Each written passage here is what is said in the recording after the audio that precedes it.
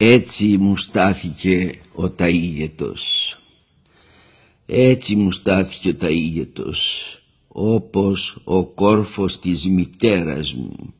Με πότισε γαλάζιο αψιέμα, ήλιο και πράσινο, ως να μου δέσει την ψυχή όπως την πέτρα του, ως να χαράξει στην καρδιά μου τις βαθιές χαράδρες του, να σχηματίσει μες στη ζωή μου 12 κορφές, να βγαίνω απάνω με μοναδικό μου όνειρο τον ήλιο, με δίψα μοναδική τον ήλιο, δίψα βαθιά σαν ωκεανός, ψηλότερη και από το φεγγάρι, δίψα που να τη λυπηθεί ο Θεός.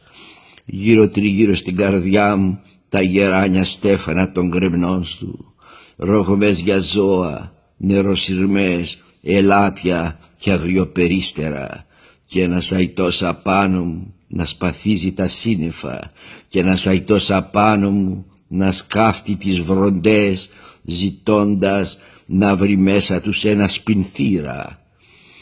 Έτσι μου στάθηκε ο ταΐγετος, όσο να γεννηθούνε τα 2 παιδιά του Θεού μέσα μου.